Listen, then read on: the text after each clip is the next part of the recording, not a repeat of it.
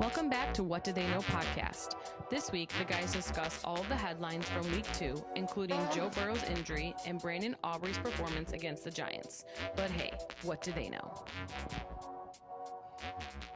What do they know? Well, we are about to find out.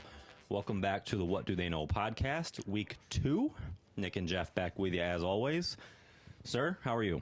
Oh, 0-2. Yeah, Hey, I feel that. Yeah, I never thought we'd be this far in the season and we'd be the same record as the Chiefs. So hey, things are looking up. There you go. Things are looking up. Goals. Goals. Yeah. As far as I go. Yep. How about you? I'm good, man. Yeah. I'm good. The Jets, they stink. My mom texted me on Sunday. She's like, "Are you okay?" Yeah. And I said, honestly, I did a really good job of preparing myself that last week may have just been a fluke. Yeah. And it was. So Delete last week's video, basically. yeah, pretty much. But look, so I kind of wanted to start off with something. I told you I was going to do this. And, last week was a rough week for a lot of different people, a lot of different reasons. And so I just really felt led to share my thoughts on it. I spent the last couple days honestly even debating if it was worth it. If it was going to make an impact, because full transparency, like, we don't have that many listeners, right? It's not like our reach is like 200,000 people. Right. But I kind of just felt really strongly that at the end of the day, whether it's 2 people, 20 people, 200 people, I really felt like it was necessary to share my thoughts on what happened last week. So Dave Portnoy from Barstool really said it best. He said that last Wednesday was one of the darkest days in our country, and I have to agree with him. I have to agree. I full transparency, I just started following Charlie Kirk in the last 6 months to a year. And he was one of those guys, again, being fully transparent. When I would see his media come up, for a while I kept scrolling, because if you don't listen to what he says, your opinion might just be that he's someone with a political view that's just trying to be louder than the next person, just like a lot of people in politics. Right. And so I spent a long time not really listening or not really diving in or knowing what he was about. And then one day I found a conversation, a debate between him and a college student, because that's what he did. He opened debate. He welcomed it, even regardless of what your viewpoint was. He wanted to have that conversation with you. And so I spent time to listen to him, and very quickly it was crystal clear to me that this dude, number one, is super smart, and he's making a big impact on our country. And again, full transparency, I didn't agree with everything he said. Right. I'm not the guy that's going to, hey, my political party said this, and I agree with every single thing they said. Yep. That's not how I roll. I don't think that's how anybody should be. I think you have to listen with open ears and be able to acknowledge when someone in your party might be wrong. Right. And so I had no problem not thinking that everything he said was correctly. For example, he was very open about the fact that he did not value a 4-year college degree. And so that was a lot of his conversation with these college students on these college campuses about how he thought it was a waste of money and a waste of time. I disagree with that. Right.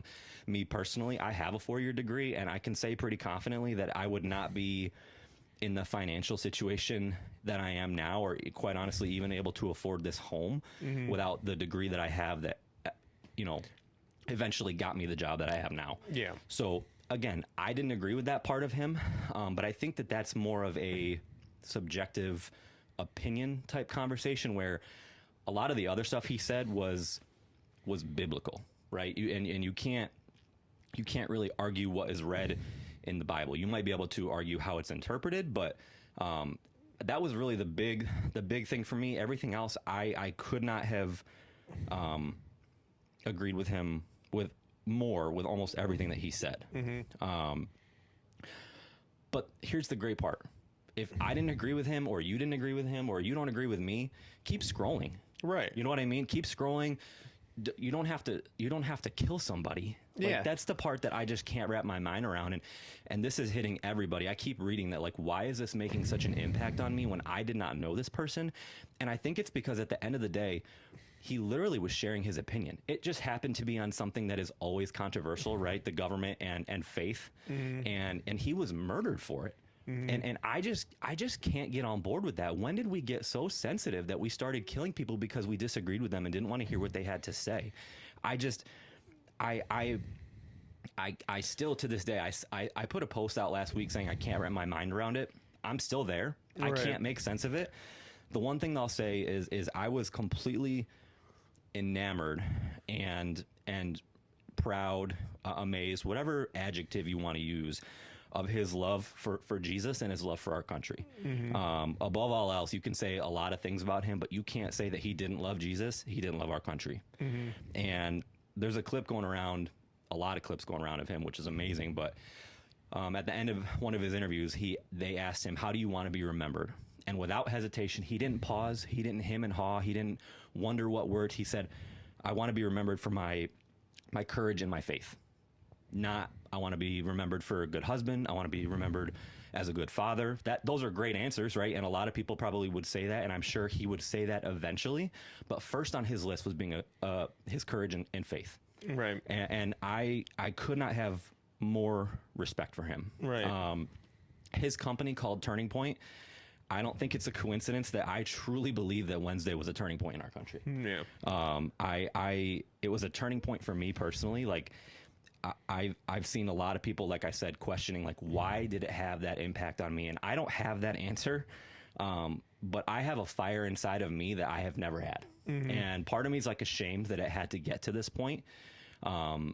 That something like this had to happen for me to be so willing to be outspoken about my faith. Right. People close to me, my faith is important to me. My faith is important to our family.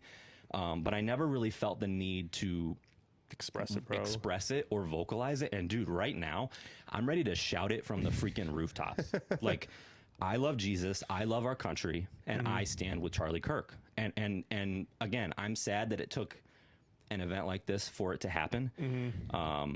But it did. And so Wednesday, after it happened, and after we confirmed that, he had passed, I told Christy, we were laying in bed, and I said, I just get this strong feeling in my spirit that the enemy did not win. The enemy tried to accomplish something today, and they did not win. The shooter hit his target with Charlie, but they missed their mark. And I'll say that again. They did not accomplish what they tried to do.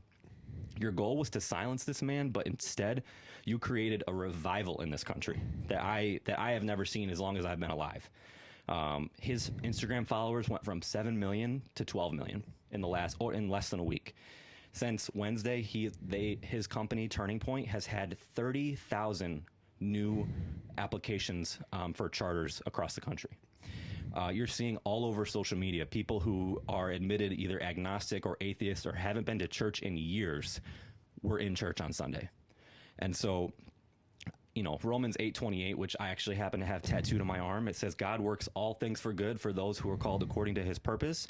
And the enemy bit off more than he could chew here. This was not what the Lord wanted, but he's making the best out of it. He is making it certain that Charlie did not die for anything, or did not die for nothing. And I couldn't be more thankful for the impact that he's having and had and will continue to have on our country. The last thing I'll say about this, for those of you who are celebrating or saying he had it coming, I've seen live by the sword, die by the sword. I'll be praying for you. That's the best thing that I can say, because unless you change your heart, if you ever want to actually have a debate with Charlie in heaven, you need to change your heart, because right now you're not getting there. And so, again, I know this is not a political show, a current events show. This is sports. And I just spent the first, 10 minutes talking about it. But I just felt so strongly that I needed to share my opinion and my conviction. And again, this is my viewpoint. I told Jeff I was doing this. We didn't talk about if he agreed, if he thought I was crazy. But here's the great part. He ain't going to kill me for it. Right. No. So, I mean, at the end of the day, this is a 50-50 show. I mean, anytime either you or me feel, a fire in ourselves and want to say something, we will, and we'll tell the other, and we'll talk about it and whatnot. I mean, at the end of the day, we could probably have a whole hour, 2 hour show about Charlie At Kirk. least. To be honest with you, and for good reason. There's a lot of things going on in the world that shouldn't be happening, and I mean it stems at home because it is at home right now, and it's unfortunate, but it is one of those things that is happening around the world as we speak.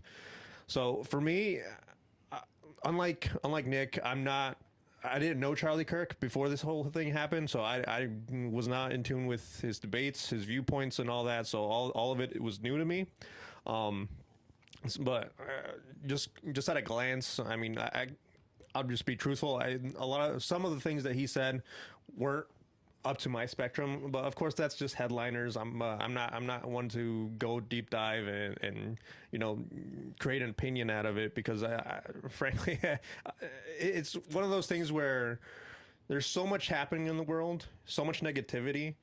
If you try to dive too deeply into it, and I feel like you focus yourself on it, all of a sudden you're surrounding yourself in negativity, and it's hard to get yourself out of it. So I agree with Nick. There's nothing in the world that we should be saying to each other that should get us killed or shot assassinated, murdered. Yeah, that's the sort of nonsense that dwells in evilness. Sort of nonsense that digresses populations and societies. There's no room for that, regardless of your viewpoints. And I like to think that we're both pragmatic people. We look at each situation as it is, and then we make the most sensible decision out of it. So I'm with Nick in terms of like political parties. We're not really affiliated one way or the other. We're going to look at each situation as it is and then decide from there. But at the end of the day, whether you're left, right, central, up, down, I don't care. I really don't. Like, at the end of the day, there's no reason to look at another person and say that person's so wrong that person deserves to no longer live on this earth. There's no way anyone can convince me that that's the way to go on any sort of facet with any other person. So to me, it's definitely a hard-hitting subject. Obviously, there's certain situations and events that hit us harder than others. And there's certain breaking points I feel like we all have. So this being yours, obviously, no one should judge you for that in a negative light, because I mean, I get it. I really do. But at the same time, to me personally, it's just one of those things where I see it and it just makes me sad to realize that this is the way it is right now. There's so much evil in this world, man. Yeah, it's just the way it is, and it's like it shouldn't be that way. Like I said, it's happening all over the world, and if you dive one way or the other, it just spins you in a loop, and you might all of a sudden, before you realize it, you now have hatred inside your heart, and all of a sudden you're pointing blame at someone else that has nothing to do with it. And it's a very dangerous line to walk. So to me, it's rough to see it. It's I'm positive it is good to see a part of our nation get together and rally around a certain figure, regardless of who it is, and especially when it comes to the Bible and Jesus itself. So I don't want to go too deep into it, because, like I said, I'm not too familiar with Charlie Kirk and what he was preaching. But obviously, there's just a lot in the world that needs to be corrected. Yeah, and the last thing I'll say on it, and I appreciate you giving me the space to do this. Yeah. Something I've been wrestling with is, and I'll be totally transparent. When I found out when the Utah governor announced that they're seeking the death penalty, my first for the guy who shot him, my first reaction was good. Right. That's what he deserved. But then I had a check in my spirit. Yeah. And this is kind of a, to anybody out here who might have similar views, maybe, you're a believer, you're a Christian, and you're just livid, and you had the same reaction as me. I think we need to check ourselves there, because then we are no better than the people saying, yeah, Charlie deserved it. If we're saying, yeah, that's what this guy has coming to him, how are we any better? Right. So that's something that I'm wrestling with, because I want to make sure that I'm not stooping to the same level that we are so mad other people are getting to. Yeah, it becomes a cycle of hatred. At what point do you break the cycle? And it's just one of those things, like as I said, if you dive too deep, and no one can fault you for it. But if you dive too deep, all of a sudden, before you know it, before you realize it, you're surrounded by hatred yourself, and you start understanding that whoa, this isn't who I am. This isn't what I want to represent. This isn't the beliefs that I grew up on. But it's completely understandable to feel anger. I mean, one of the things that I hate, and one of the sayings I hate the most, is showing your true colors, because I feel like we're all human beings. We all have anger. We all have happiness. We all have all sorts of this range of emotion. We're all rainbows, basically. Every single spectrum, there's an emotion there.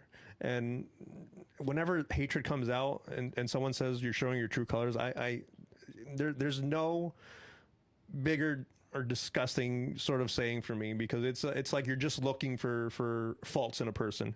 And to me, at this point, you got people on the right and the left and wherever you are saying this and that and pointing fingers, and all of a sudden you're showing your true color. No, at this point, one thing I will agree with Charlie Kirk is, and he took, it's about the debate. It's about just talking with another human being, not with hatred, not with any malice. It's just about trying to understand the other person and realizing what they're trying to tell you. And that, we don't have to agree. Obviously, I'm sure Nick has some viewpoints that he stands on that maybe I won't agree with, and maybe I have some viewpoints that he won't agree with. So at the end of the day, we're still best friends. I really do not. It's not going to affect me one way or the other. And it happens with everyone. Obviously, with family, with friends, with coworkers. To me, I know who I am, and I'm comfortable with what I am and what I believe in. And how I view the world. So if someone else has a different view, I'm like, congratulations, fantastic. I still enjoy your company. I enjoy your presence, and I wish you the best. That's it. Yeah. There's no reason to have any sort of negative feelings towards another person. There's just no reason for it. Yeah, I'm right there with you. Yeah. So again, hopefully this doesn't make you, tune off or unsubscribe or whatever. And if it does, I'll be praying for you. Like I said, I just felt really strongly that I needed to get this message out tonight. So I appreciate you guys listening, and I appreciate Jeff giving me the space to do that. And we're going to jump into football. There's no great transition for that. So we're going to jump into football. We're going to jump into top stories for week 2. And I just stole the mic for 15 minutes, so I'll let you kick it off. Oh, kick it off. Well, there's a transition for this. My top story is Brendan Aubrey. Bingo. So obviously the Cowboys had a thrilling win. This is the first time ever in the history of the What Do They Know podcast that a kicker is featured in top stories. We need to mark this down. Absolutely. Yeah, this is a historic event. Absolutely. I mean, Brendan, I was debating about it, but Brendan Aubrey, I think he deserves his own little moment here. Oh, yeah. Obviously the Dak Prescott and the entire Javonte Williams, CeeDee Lamb, they put on a show, but at the end of the day, Brendan Aubrey came in clutch for the Dallas Cowboys. He's becoming like the next Justin Tucker. Yeah. He's a weapon. Yeah. You get across the 50 and you feel like you're at least going to get 3 points. Yeah. Honestly, I think it was at the 50 where they just ran the ball. And they were like, why not? Well, yeah, they were like, we don't need any more guards. We got Brendan Aubrey. And it's insane to me to see a team with that much confidence in their kicker, especially when so many teams have a Russian roulette of kickers right now. Obviously, San Francisco cut Moody from their team. Younghoe Koo got benched over in Atlanta. It's fascinating to me that Brendan Aubrey has transpired as much confidence with the fan base and a team that honestly that team doesn't really have a lot of confidence. You can get eaten alive in Dallas in terms of media. I feel like right now it's him and Chris Boswell are like the two kickers where you can check it off. If you get across the 50, you're guaranteed 3 points. Yeah, I mean his 4 field goals, I'll read them off to you: 51, 44, 64 to tie it, and then 46 to win it. And dude, that 64 yarder was good from at least 70, possibly 75. That thing was still 3/4 of the way up the field goal post when it went by. He launched that thing. At this point, if you're Dallas, do you even need to risk it at this point. Like I got Brandon Aubrey locked and loaded in the tank. So it's just fascinating to me that Brandon Aubrey is done what he does, and he continues to do it at an alarming rate. I feel like, and honestly, it'd be the biggest troll job by Jerry Jones if he just offers him the Michael Parsons deal at this point. Just $40 million. Just $40 million a year for my kicker. But I mean, Brandon Aubrey, I think he deserved his own moment, so that's where I'm at with him. Good for him. Yeah, good for him. And then my other top story is Joe Flacco. Honestly, I think it's time to retire from my man over there. I think it's time to, ride on to the sunset. Just don't even think about football. Don't even pick up a football for the next 2 years. Don't even do it. Don't look at it. I mean, week one he had a decent day. 31 for 45, 290, 1 touchdown, 2 interceptions. Flacco should not be throwing the ball 45 times. No. So how did they fix that? He threw for another 45 attempts this week. That's just not a recipe. I mean, this week was tough, right? Because they were down early and often and by a large margin against Baltimore. So I think that was more game script. But like last week, they didn't need. It was a close game. They didn't need to throw as much as they do, and it goes into what we talked about in the preseason with them. Like, who's their running back? Like they don't. I don't know that they have a run game right now. Not really. And so Flacco's kind of being forced to do this, and I don't think that's a recipe for success. No, you're definitely gonna have to maybe go with one of the younger guys there, like Dylan Gabriel, and maybe even Shador Sanders, just to give your offensive line a little bit of a respite, I suppose, in your run game, a little bit of a jolt with the young quarterback with legs.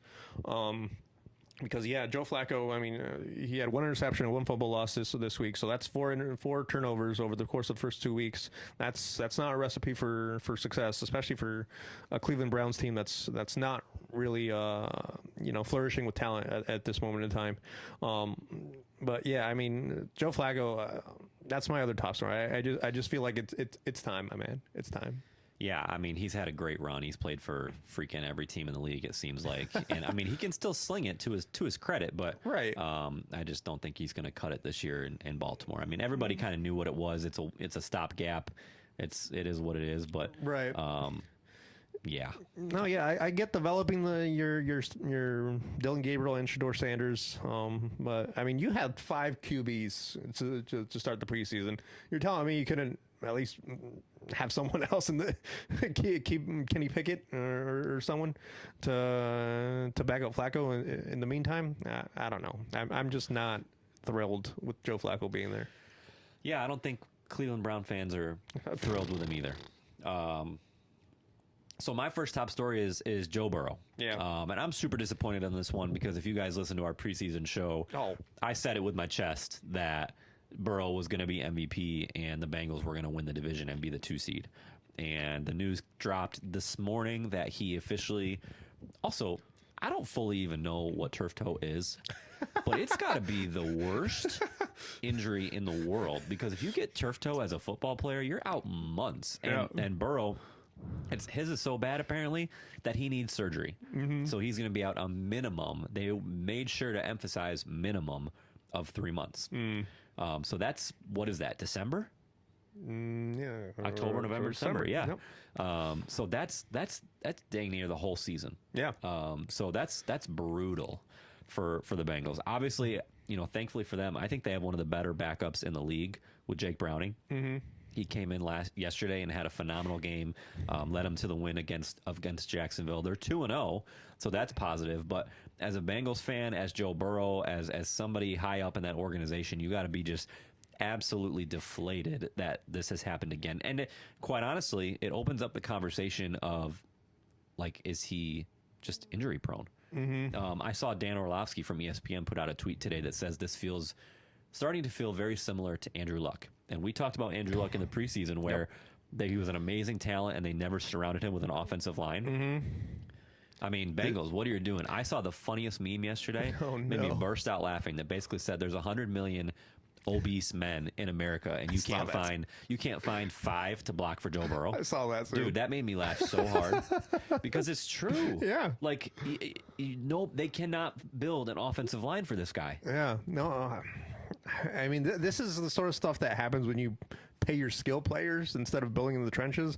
I mean, obviously, you the playmakers deserve it, but at the same time, when you're giving extravagant, very lucrative deals that are hindering the rest of your the building of the rest of your roster, somewhere it's going to suffer, and unfortunately, it's looking like it's the offensive line. It's been the offensive line since Joe Burrow's been in the league. I feel like, here, let me read off some of the injuries that he's had. 2020, his rookie year, he tore his ACL, MCL, and PCL. 20 and 21, he dislocated his pinky finger. In 22, he sprained his MCL in the Super Bowl. And in 23, he had I didn't even know about that one. He sprained his MCL in the Super Bowl? Yeah. I didn't know that. Yep. And then in 23, he had a right calf strain and torn a ligament in the right wrist in week 10, and he missed the rest of the year. So, yeah, this is very much looking like a Andrew Luck situation. Honestly, if you're Joe Burrow, do you still want to compete? Right.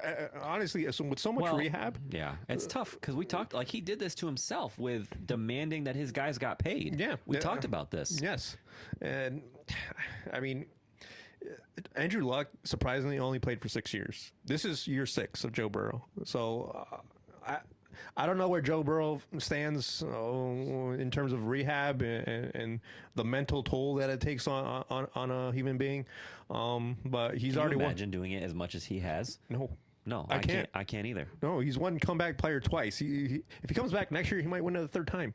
Why? At this point, why? It's just rough right now to be Joe Burrow and a Bengals fan. Arguably, he is the best quarterback when healthy and given time. But as they say, the best ability is availability. Yep. And honestly, Joe Burrow just does not have that right now. So to me, obviously the Bengals are smart to have a capable backup like Jake Browning. Obviously threw for 2 interceptions.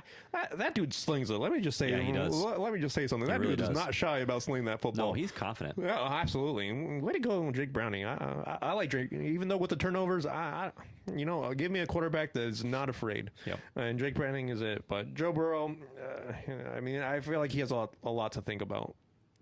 Yeah. Yeah. Agreed. My second one is JJ McCarthy. JJ McCarthy. So it's been 2 games now, and in reality, he's had 1 good quarter. He looked god awful to start against the Bears. He threw a pick 6. They were down double digits, and he, to his credit, had a great fourth quarter, led a couple drives, had a couple touchdown throws, and they ended up winning against the Bears. All right. Last night was the fourth quarter never came. Rough to watch. Yeah, the fourth quarter for him never came that he had for the Bears. I wrote down his stat line combined for the first 2 games. 24 of 41, 301 yards, 2 touchdowns, 3 interceptions, and he's been sacked 9 times. So I really was thinking earlier today, I was like, I wonder how Vikings fans are feeling about this. And I said, you know what? I'm going to reach out to our Vikings fan because Jeff and I have a best friend who is a diehard angry Vikings fan. And I thought if anybody's going to give it to me straight, it's going to be Jake Frandl. It's definitely going to be Jake. So I texted him and I said, hey man, I'm going to be talking about JJ McCarthy on the show. Tell me what your honest thoughts are. And I'm just going to read to you what he said. I thought it was very mature of him not to be our Jake throwing the season away already, because if you know Jake, it's very realistic that could be happening. He's like, when's football over? He said, so I'm not panicking yet. Oh, this is literally his second NFL game, and yeah, he only has had 1 great quarter of football, but our starting left tackle is still out and should be back soon. And also, we get Jordan Addison back in 2 weeks. Aside from Mahomes and Jaden Daniels' rookie year, a lot of other quarterbacks didn't have a good start to their rookie year. O'Connell is one of the best quarterback coaches in the league, so I will give them more before I start panicking or saying that JJ's a bust. Wow. Very mature take from Jake. Wow. So shout out Jake, because I honestly expected a little bit more comedy with that.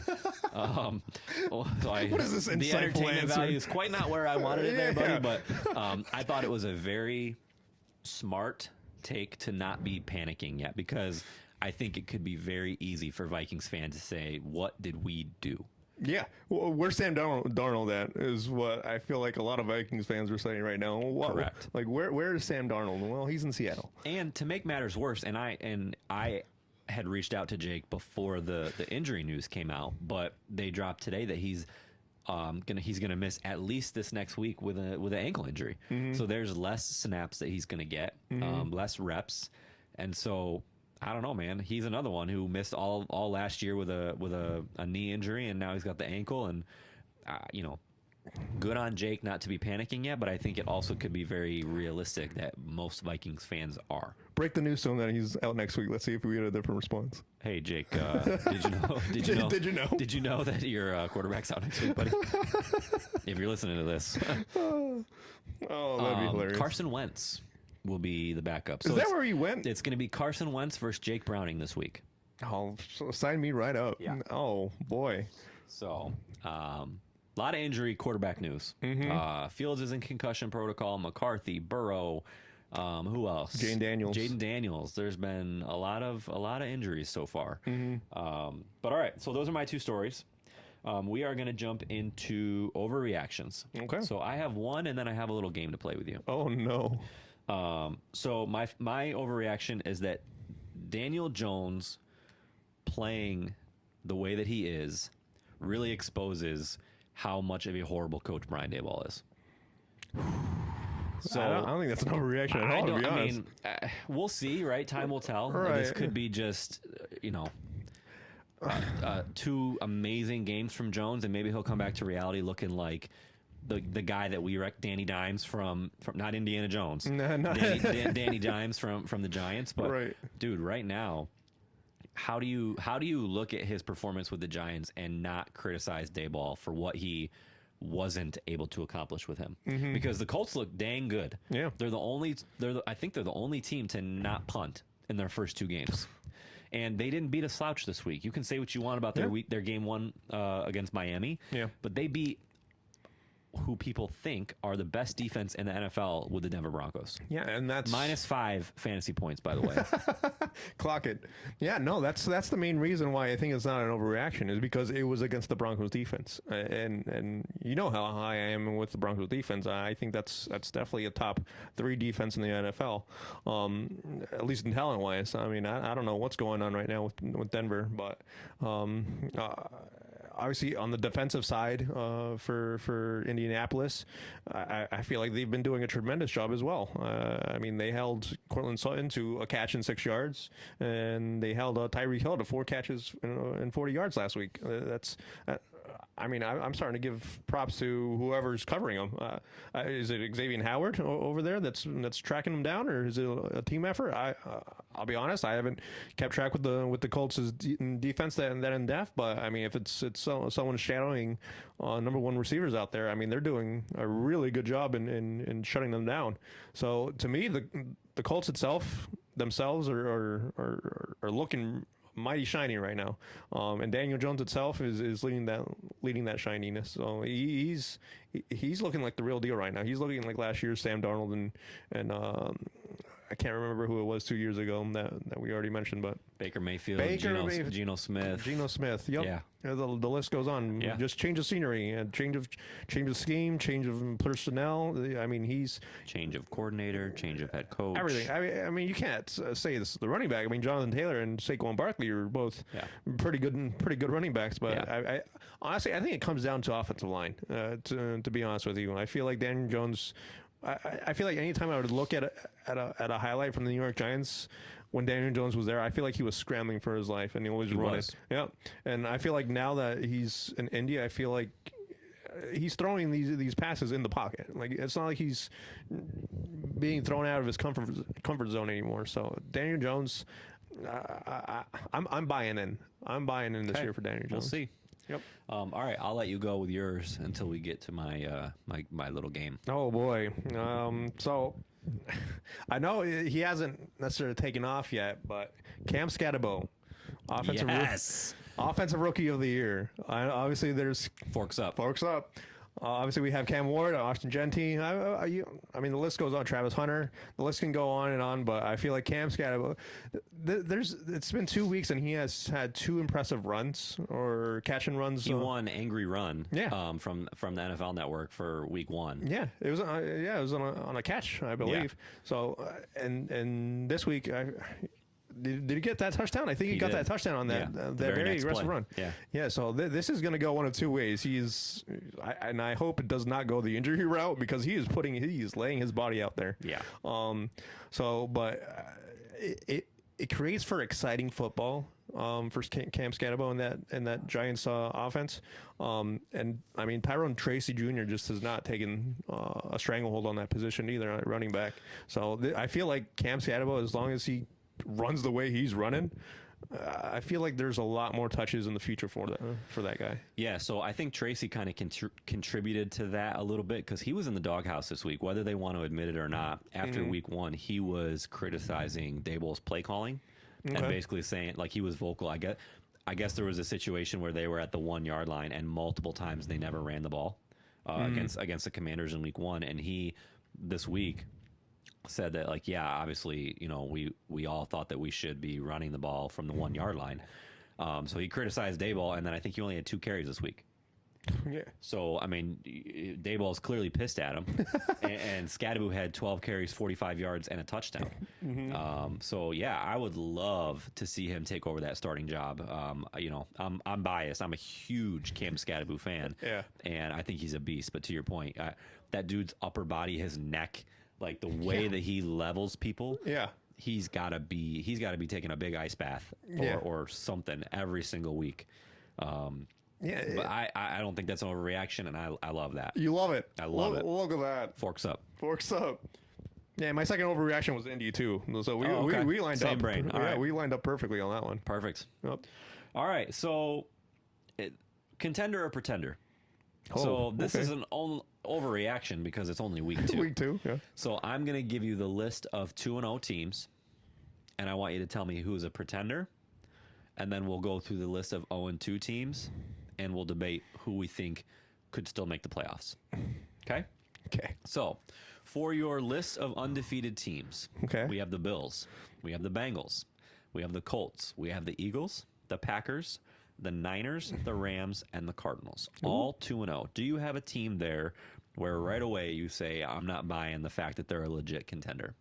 So the first team that jumps out to me in terms of performance right now is unfortunately the NFC West champs that I've predicted, which would be the Arizona Cardinals. Okay.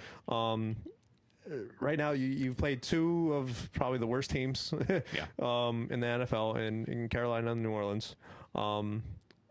And you've kind of, I mean, you had a good lead there with Carolina, 27-3 at home, and you almost blew it. Yep. That's scary to me. A really good team would not allow that to happen. A team that has a deep postseason run in them would not allow that to happen. A team with Super Bowl aspirations would not allow that to happen. I can't imagine Philadelphia allowing Carolina doing that, to be honest with you, in Philadelphia, let alone. So to me, that is my biggest red flag in terms of the teams that are there. Is just how Arizona's winning. I still have faith in them. Yeah. I obviously they still have the wins in the win column. They did what they needed to do. They made the stops they needed to make, and overall that shines and that should bring a little bit of character.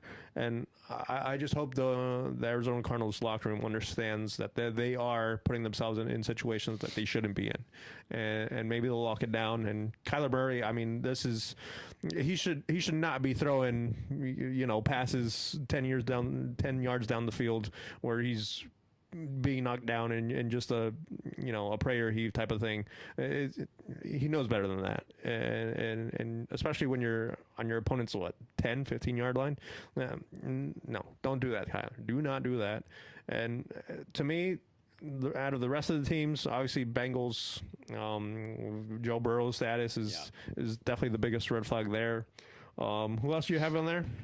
So, Bills, obviously, I think the Bills are legit, right? Yeah. The Eagles are legit. The Packers are legit. The Rams are legit. The only other one that I had kind of circled was the Niners. The Niners? Yeah. Only because, not necessarily, they've surprised us, right? They're 2-0. I think their defense is going to be really good, and that's what's going to keep them in games. But Mac Jones, I mean, I know he balled out against the Saints. Sorry, buddy. Yeah, everyone balls out against the Saints. I just don't know if that's sustainable. If Purdy's really out for a while, George Kittle's out for a while. Yeah. So they're the ones that I kind of had circled as well. Yeah, I feel like they're going to definitely struggle against their own NFC West opponents. So when you start playing Seattle and the Rams and the Cardinals even, I feel like that's where the 49ers are going to start. I feel like they're going to start racking up some losses there. I don't think they have the team that I feel like a lot of people think they do. To me, they're still looking up to those other three teams, to be honest with you. Okay. Now on the flip side, now everybody knows after week 2, there's the stat that they love to show, the difference between playoff percentage to make the playoffs with 1-1 versus 0-2. Right. There's a substantial difference. Now, any of these 0-2 teams, and I feel like this answer might be somewhat obvious. I don't know. But is there any 0-2 teams that you think can still make a run and make the playoffs? So those teams include the New York Jets, the Miami Dolphins, the Cleveland Browns, the Tennessee Titans, the Kansas City Chiefs, the Giants, the Bears, the Panthers, and your Saints. Can we just stop and acknowledge how crazy it is that the Chiefs are looped in with all of these teams? Like, it's amazing. Yep. And I love to see it. Yep. Yeah, one of these teams does not belong here. And one of these teams is not like the others. Exactly. Like, it's baffling. So that's why I kind of said, like, this might be an obvious answer and an easy answer to say the Chiefs. But anybody besides them that you could see making a run and making it interesting down the stretch? No. Okay. Yeah, I heard those teams and I was like, no, Chiefs, no. Yeah, obviously the weaknesses of all those other teams are very apparent. I feel like. Yeah. I don't know where you're going to get from New York. Obviously, if you get this version of Russell Wilson, maybe you'll surprise some teams here and there. Whether that's going to get you a playoff run, I doubt it. Obviously, between our teams, there's a lot wrong going on there. And then the Browns, we touched on them a little bit earlier. I'm not a big fan of what they're doing there right now, but yeah, the Chiefs are just the obvious one, and I feel like the only one that we should include in terms of perhaps. Yeah, I tend to agree. The only other two that I hemmed and hawed, but I can't even really justify giving a take on that is the Giants and the Bears. Yeah. Just because I think that Caleb Williams has the potential to be explosive. That offense has the potential to be explosive, but I got to see it first, and they've shown no signs that that's actually what they're going to be. Right. Yeah, and having the Lions and the Packers in your division kind of puts you down a little bit. It just hinders what you can do as progressively. Agreed. Yep. All right. Perfect. We will jump over to power rankings. Ooh. Right? Do I have that order correctly? That's fine. Yeah. So we will go through our updated week 2 power rankings to see if anything has changed. I'll let you go first. Yeah, I mean, not much has changed for me. I still have the Packers up top. They still, I mean, beating a really, really good Commanders team is enough proof for me to keep them at 1. Chargers haven't played, but yeah, so I took them off my list. Did Isn't you that wrong? really? I know. That's Just because they haven't played. Yeah, it's a little mean. I know. Oh. Sorry, guys. Okay. Well, I moved them down to 3. So, so I did a little. I can't look down on you. Give on me that crap one. about it. Yeah. But I mean, the Bills obviously after a dominant performance, I kind of had to move them up a slot. Yeah, I'm curious to see how the Chargers look after they got the Kansas City monkey off their back. Obviously, Oakland is 1-0 surprisingly after a win at New England. So we'll see what that Geno. It's a trap game for the Chargers. Yeah. Coming off a really good game against the Chiefs. I'm very curious how they perform. And then 4, the Eagles. They won their Super Bowl rematch. There's no reason to think them there. And then number 5, I got the Bucks. They're currently winning 14-10. So I mean, if they pull this off, they'll still stay at 5. Okay. If they don't, I don't know. I don't know who I'd put in there. So I have the Colts at 5. Ooh. I really value that win against Denver. Yeah. Because I think Denver is going to be a good team with a great defense. Yeah. And so that's basically what I did. I swapped the Chargers for the Colts. So Bills, Packers, I still got the Rams up there. Eagles at 4, and Colts at 5. Yeah. So Okay. not a big change, but a subtle change. And who knows if the Chargers, dominate again tonight, then I'll look like a fool taking them out of my top 5. But Right. I felt like I had to throw the Colts in there. Yeah. No. So. Yeah, they deserve the shout out. Absolutely. So start 'em or sit 'em. Fantasy football lineup questions. So I have one for my teams in one of our leagues that to me it's somewhat obvious, but I'll explain why I made it a question. So I have a running back decision that I have to make. Okay. So I have 3 options for one spot. Because my one of my options? 3 options. Yeah, well, maybe not. You tell me. If you have 3 options, you have no options. Yeah, so one of my spots is solidified with Kyron Williams. So he's not going anywhere. He's Okay. in the lineup every week, right? Okay. So my other 3 are Jalen Warren. He's at New England. Travion Henderson, who I'm high on, but hasn't really done anything yet. Yeah. They're playing Pittsburgh. Or Tony Pollard against Indy. So I'll give you their point breakdown so far, which is why I say just going off of this is somewhat obvious. So Jalen Warren has had 13.9 and 17.4. So both very respectable games. Yeah. Travion Henderson has had 11 and 6. And Tony Pollard has had 8 and 9. Okay. So to me, the obvious choice is Jalen Warren, but I just can't trust that. Like, I have such a hard time thinking that Jalen Warren in an Aaron Rodgers-led team is going to continue to put up this kind of production. But those are my options. Yeah. And I think really, you're none of always- those matchups really scare me. Yeah. Like Pittsburgh, okay. Indy, okay. New England, okay. Like, they don't have a fortified run defense where I'm like, okay, I'm going to stay away from them. Right. But I just can't trust Warren. Really? I think that's the obvious choice. Yeah. I think you're overthinking this one a little bit. Obviously, Henderson is his values being a little compressed due to Ramondre Stevenson. Yeah. So that he's being a little frustrating for me right now as well in one of the leagues. So I'm probably going to bench him somewhere. Henderson, you're talking about? Yeah, Henderson. Yeah. So honestly, I'm not even looking at Henderson until Ramondre Stevenson, gets cut or something. Wishful thinking. He gone. He gone.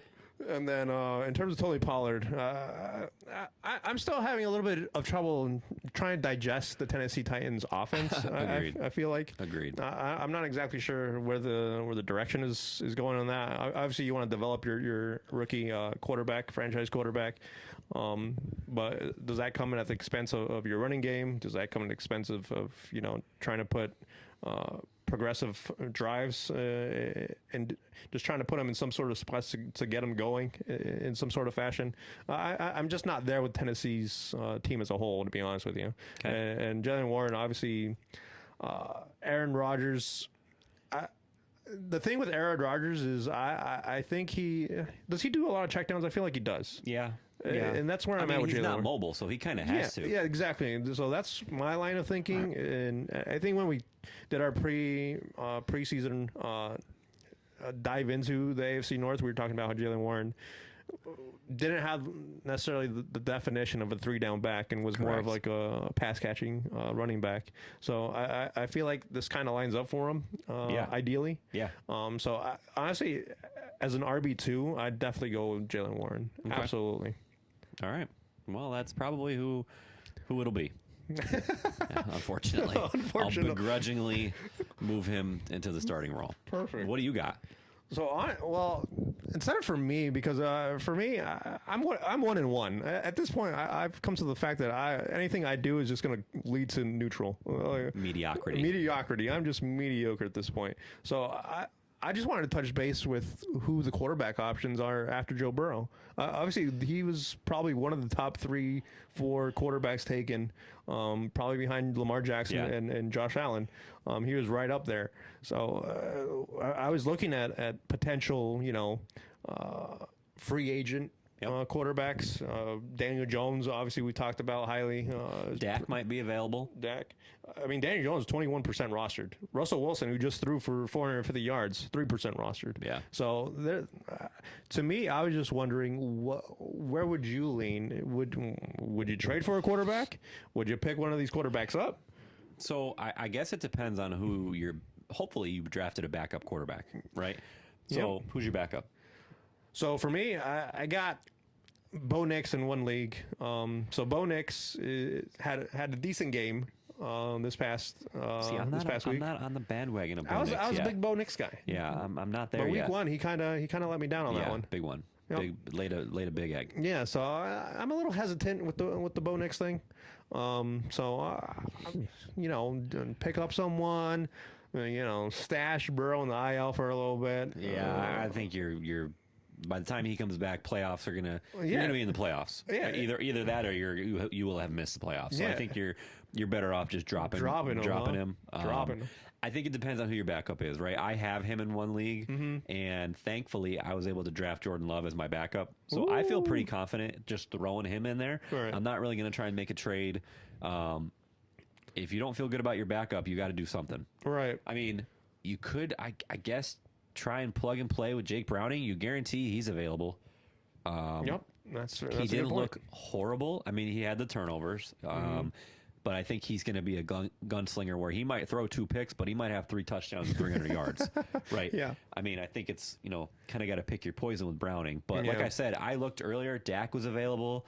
Daniel Jones, like you said, there are options out there. Justin Fields might be available, which, I'm just trying to think of guys who will still be out there. But I think it really depends on who your backup is kind of going to determine what you're going to do. And also, the Bengals have already said they're going to try and trade for somebody. Yeah. So who is that? Like if they bring in, say, Jameis Winston, do you go pick up Jameis Winston? You might want to consider that. So I think it depends on who they trade for and if that person is a backup to Browning or if it's to start. Yeah, that's the interesting question. I feel like if you're the Bengals, you've had Browning there to back up for at least 3 years. I feel like you know exactly what you're getting with Browning at this point. Yeah, and to me, if I'm the Bengals, I'd feel comfortable with Browning leading the charge rather than trading for someone just to come in and start and learn the playbook from scratch. And then trying to lead a 2-0 Bengals team. I think Jake Browning has a lot of familiarity there. And obviously, I think Jamar Chase had 14 targets in total this week. So it's not like he doesn't. It's not like Browning doesn't know how to get the football to Jamar Chase and T. Higgins. He knows how to get them the football. He knows who his playmakers are. So to me, if the Bengals are going to trade for someone, it should be a backup. Yeah, I tend to agree. Yep. All right, that's a great question. Yeah. So we will wrap it up with our picks for next week. So far, this whole let's pick with the spread thing is really screwing us. Count your days, Panthers. Oh my gosh, Jeff's getting ready to flip out on the Panthers. Go ahead and tell everybody what the Panthers did to you. So as we talked, we mentioned a little bit earlier, the Cardinals were up 27-3. In the fourth quarter, almost third quarter, I think. Late in the game, second half. And I was watching the game and I was like, chalk that one up. Oh, look at that one. Yeah. Look at that one, boys. And you know what? The Panthers scored like 19 unanswered after that. And the reason that Jeff is frustrated is because he picked the Cardinals as his lock, but they had to cover the spread, which was 6.5, I believe. 6.5. Yep. And they won by what, 5? 5. 5. That's what you get for coming up with this idea. Yeah, can we scratch that out? No, it's too late. We suck. So how did you do? What did you do last week? So I'm 0-1 in that respect. I have the Bucks over the Texans as my upset. That's right. So TBD on that. TBD on that. And then I had the Eagles over the Chiefs, as we both did. Okay. So you're 1-1, potentially. Yeah, Bucks are winning right now, so potentially 2-1. Potentially. So I went 2-1 last week also. My lock did not cover, same as Jeff. Who did I have? I had the Cowboys over the Giants. Cowboys winning by 5.5. So again, they won only by a field goal. So they did not cover, so I did not get that right. My upset was the Pats over the Dolphins. Yep. Dolphins were getting 1.5 or giving 1.5. And then I also picked the Eagles over the Chiefs. Yeah. So 2-1 last week. I will kick it off with my picks for this week. My lock. This might be a little bit of reverse psychology on the part of myself. I'm picking Tampa minus 6.5 over the Jets. I just think after yesterday and the way that Tampa can play on offense, they're liable to put up a 50-burger on the Jets. And the Jets defense looks like they are very, very bad. So that's my lock. I'm feeling really good about Tampa to win by at least a touchdown. Yep. My upset is the Steelers over the Pats. Pats are favored by 1.5. They are home. But they squeaked it out against the Dolphins. Yeah. And they lost to the Raiders. And so Steelers, I feel pretty confident about that one. Okay. And then our game of the week we decided is Rams at the Eagles, right? Yep. I'm taking the Rams. I think the Rams are going to go on the road. They're going to have a little bit extra to play for. They lost in the NFC. Was it the divisional round? Divisional, I believe, at the Eagles last year. I think the Rams are for real this year. I've been on record saying that. So I'm taking the Rams. Okay. So my lock is the Falcons over the Panthers. Oh my God. I am on. This is personal now. This guy. This is personal at this point. The Panthers, count your days. You guys are going to be on my lock list the rest of the year. But it's a 3.5 point spread. Falcons obviously manhandled the Minnesota yesterday. It took a really, really depressing second half for the Arizona Cardinals to let Carolina back into the game. To me, divisional game, it'll be close, but what's the spread there? I'm sorry, 3.5. Okay. Yep. And then my upset, I got the Cowboys over the Bears. Obviously, the Cowboys can light it up. That's a good one. I like that pick. Spread is 1.5 in favor of the Bears. It's in Chicago, so we'll see where they're at. But give me Brandon Aubrey. There you go. And then game of the week, it's in Philadelphia, and just because I don't have the Rams in my playoff scenario, I'm picking the Eagles on that one. Okay, awesome. So we're fine. That's the first game of the week that we're different. Yeah. So all right. Yeah. Give me the Eagles. All right. Well, that'll do it. Week 2 in the books. Hope you guys enjoyed. And we will be back with you next week. Take care. We want to hear from you. Stir up some conversation or controversy and reach out to us on our social media platforms to add to the weekly conversations.